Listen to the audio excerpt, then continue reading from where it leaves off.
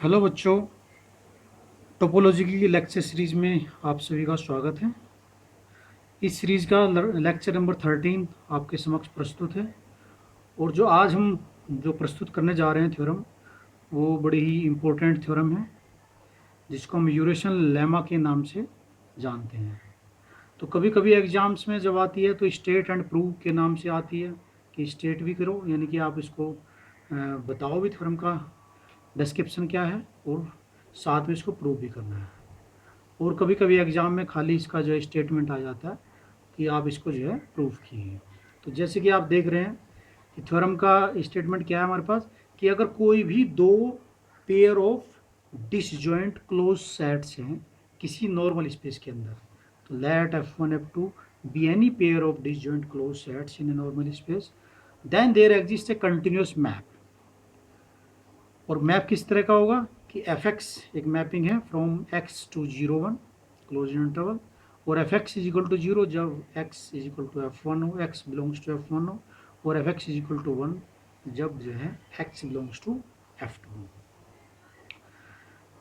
तो हमें प्रूव क्या करना है कि एक तो मैपिंग हमें शो करनी है कि इस तरह की मैपिंग एग्जिस्ट करती है किसी भी दो क्लोज डिसजॉइंट क्लोज सेट्स के लिए, और साथ में प्रूव करना है कि जो मैपिंग है वो कंटिन्यूस है।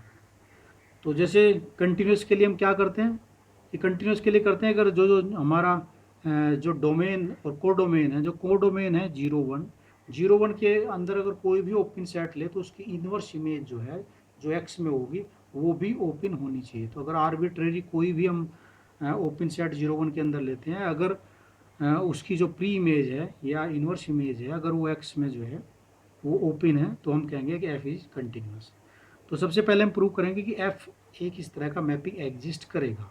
गिवन क्या है हमारा, गिवन है कि एक्स जो है वो नॉर्मल है, और F1 F2 दो डिसजॉइंट क्लोज सेट्स हैं एक्स के अंदर।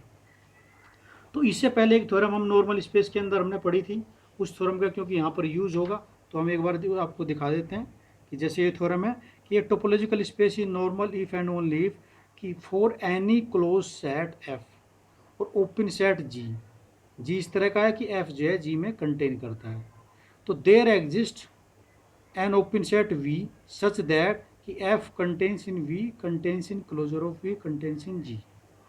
तो हम इस थ्योरम का यहाँ पर यूज करेंगे मैं कई बार, तो इस लिस्ट का स्टेटमेंट हमने आपको शो किया। तो जैसे हम हमारे पास F1 और F2 दोनों क्लोज सेट है, दोनों डिसजॉइंट है, तो डिसजॉइंट की स्थिति में हम ये कह सकते हैं कि जो F2 का कॉम्प्लीमेंट होगा F1 जो है वो F2 के कॉम्प्लीमेंट में लाई करेगा। और F2 क्योंकि क्लोज सेट है तो F2 का कॉम्प्लीमेंट ऑब्वियस है कि ये ओपन होगा। तो इसका मतलब हमारे पास क्या है कि F1 एक क्लोज सेट है, जो F2 डैश एक ओपन सेट है उसमें कंटेन करता है, और X जो है वो नॉर्मल है। तो ऐसी स्थिति में कोई ना कोई एक ऐसा ओपन सेट G, जैसे कि हम उस थ्योरम में हमने शो किया था कि V एग्जिस्ट करता है, तो अगर यहाँ पर कोई भी ओपन सेट आपके सामने है कि G, जो G जिसमें जो किस तरह का होगा कि F1 कंटेन्स इन G और contains in closure of G, और closure of G contains in F2 का कॉम्प्लीमेंट। तो यहाँ पर क्योंकि हमें एक सीरीज बनानी है, सीक्वेंस बनानी है, तो उस सीक्वेंस के लिए जैसे हमने फर्स्ट हमने लिया G1/2, तो हमने लिया F1 G1/2, G1/2 का closure contains in F2 dash.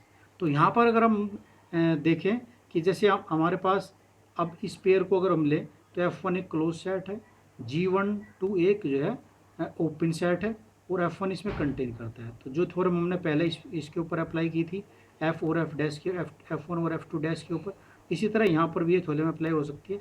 इसी तरह G2 डैश G2 का क्लोजर ये क्लोज सेट है, F2 डैश ये एक ओपन सेट है, तो इन दोनों पेयर के लिए भी हम जो है उस थ्योरम को अप्लाई करेंगे, यानी कि इन दोनों के बीच में भी कोई ना कोई एक ओपन सेट एग्जिस्ट करेगा जिसमें एफ जी का क्लोज G1/2 का क्लोजर कंटेन करेगा, उसका क्लोजर में वो कंटेन करेगा, और वो क्लोजर जो है F2 डैश में कंटेन करेगा। तो इस तरह एक सीक्वेंस हमें मिलती है कि अगर जैसे हम नेक्स्ट स्टेप के लिए हमने G1/4 ले लिया, तो G1/4 कंटेन्स इन G1/4 क्लोजर कंटेन्स इन G1/2, और G1/2 कंटेन्स इन G1/2 का क्लोजर, और G1/2 का क्लोजर जब हम इसको क्लोज लेते हैं और इसको ओपन लेते हैं तो एक G3/4 हम एग्जिस्ट कर गया, तो G3/4 contains in closure of G3/4। अब इस चीज़ को अगर हम रिपीट करते जाएं कि F1 कंटेन्स इन G1/4, F1 क्या है, क्लोज्ड है, G1/4 ओपन सेट है और X हमारा नॉर्मल है, तो यहाँ पर भी एक ऐसा सेट एग्जिस्ट करेगा कि जो इन दोनों के बीच में होगा, ओपन होगा, जो F1 उसमें कंटेन करेगा और उसका वो उसके क्लोजर में, और क्लोजर जो है G1/4 में।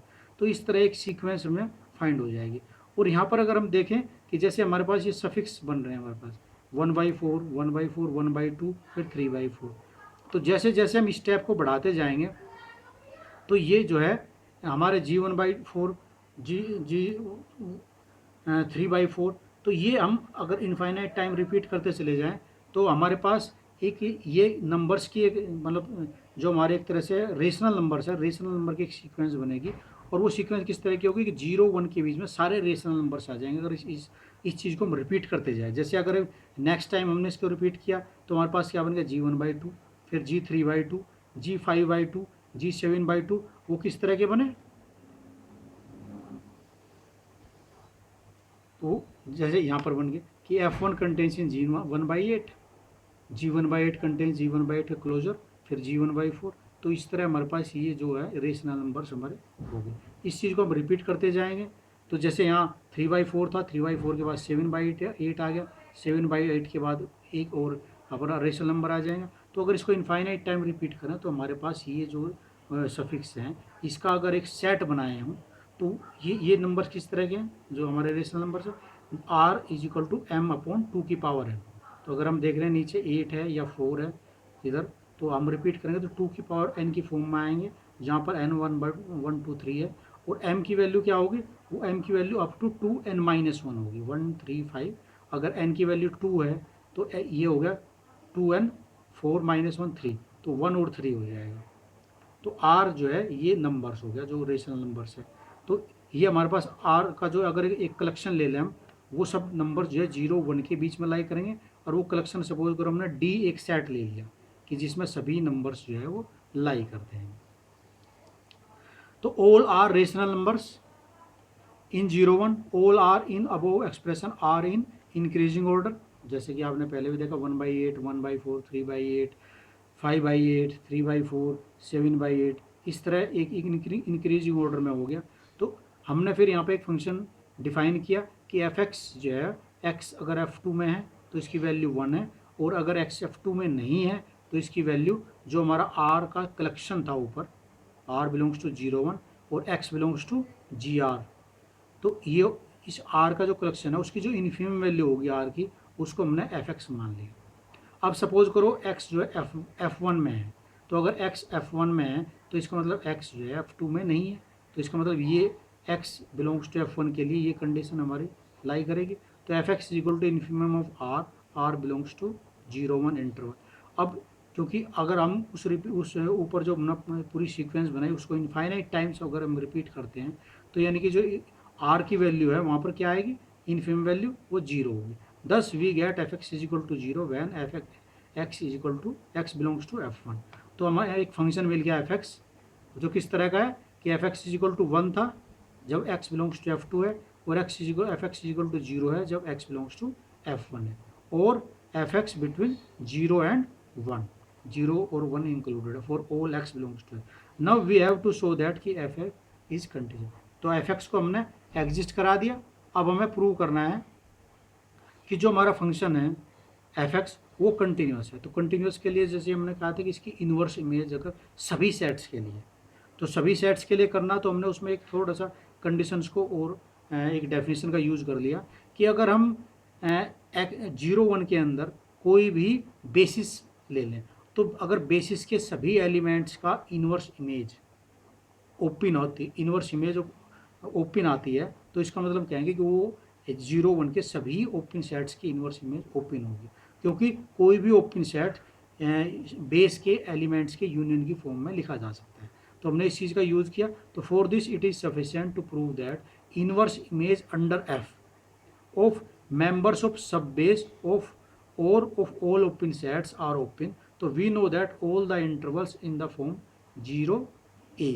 अगर हम इंटरवल को जो है, जो हमारे पास 0 1 इंटरवल था क्लोज इंटरवल, उसको अगर हम दो हिस्सों में ब्रेक कर ले कि 0 a और b1 forms an open sub base for the relative topology 0 1 के रेस्पेक्ट में अगर कोई टोपोलॉजी बने तो ये ओपन सेट्स होंगे। इधर क्लोज्ड है, लेकिन ये क्योंकि आपका जो स्पेस है वो ही क्लोज इंटरवल 0 1 है, तो ये आपका ओपन सेट होगा उसके अंदर, ये भी ओपन सेट होगा।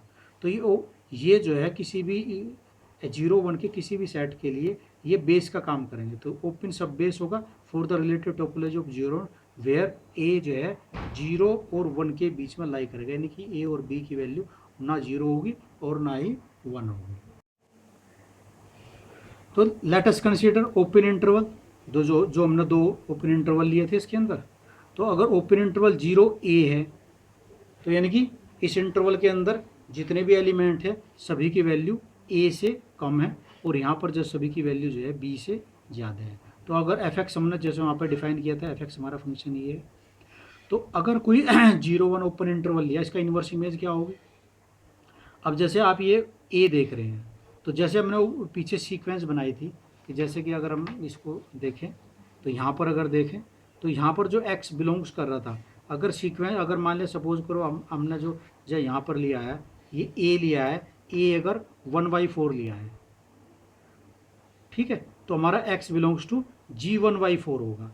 इसी तरह अगर हमने इसकी वैल्यू a ली है तो जो हमारा x जो है बिलोंग्स टू GR होगा, और r कैसा होगा कि r जो है वो लेस देन a होगा। सभी एफ एक्स तो होगा लेस देन a, और r की वैल्यू जो है लेस देन a होगी। तो r लेस देन a के लिए तो जितने भी GR हैं अगर उन सब का यूनियन ले लें तो हमारा क्या हो जाएगा, F inverse close open interval 0 1। अब GR क्या है, GR सारे ओपन सेट्स हैं, तो ओपन सेट्स का जो यूनियन होगा वो भी ओपन सेट्स होगा। तो इसका मतलब क्या होगा कि एफ इनवर्स 0 1 जो है ओपन है, being union of open sets. Second क्या है, सिमिलरली अगर एफ इनवर्स B1 हम देखें, एफ इनवर्स B1 क्या है, तो अगर इसको हम B1 को ऐसे लिख दें कि अगर 0 1 इंटरवल में से 0 B को हम माइनस कर दो,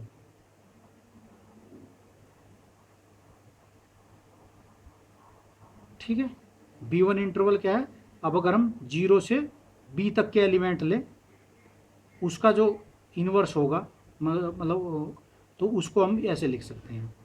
अब यहाँ पर क्या है कि F inverse 0 1 minus F inverse 0 B। अब एफ इनवर्स 0 B जिस तरह हमने 0 A लिया था उसी तरह यहाँ पे हमारा आ गया एफ इनवर्स 0 B। तो एफ इनवर्स जो 0 B है तो ये क्या होगा, क्योंकि B इसमें इंक्लूडेड है, तो जैसे हमने ऊपर लिया था R लेस देन A के लिए, तो यहाँ क्या हो जाएगा R less than equal to A। तो less than equal to A होगा तो इसका मतलब GR का क्लोजर होगा। तो इसको हम इस तरह देख सकते हैं कि R less than equal to B यानी closure of GR where R less than equal to B। तो अगर इन सब का x माइनस है तो x माइनस है तो इसका मतलब इंटरसेक्शन हो जाएगा, intersection of R less than equal to B, closure of GR का कॉम्प्लीमेंट, x को हम अंदर लेंगे तो x माइनस GR का क्लोजर होगा। तो ये GR ओपन है, इसका क्लोजर होगा क्लोज, इसका कॉम्प्लीमेंट हो गया ओपन। तो ओपन का इंटरसेक्शन जो होगा वो ओपन, तो इसका मतलब क्या होगा एफ इनवर्स B1 भी ओपन हो गया। तो हमने प्रूव कर दिया कि हमने अगर बेसिस के एलिमेंट हमने 0 और A और B1 लिए थे, उनके जो इन्वर्स इमेज है उसको हमने ओपन प्रूव कर दिया। देयरफॉर द फंक्शन जो हमारा जो फंक्शन है वो क्या होगा, therefore inverse image of open set open, hence f is a continuous mapping, और यही हमें प्रूव करना था।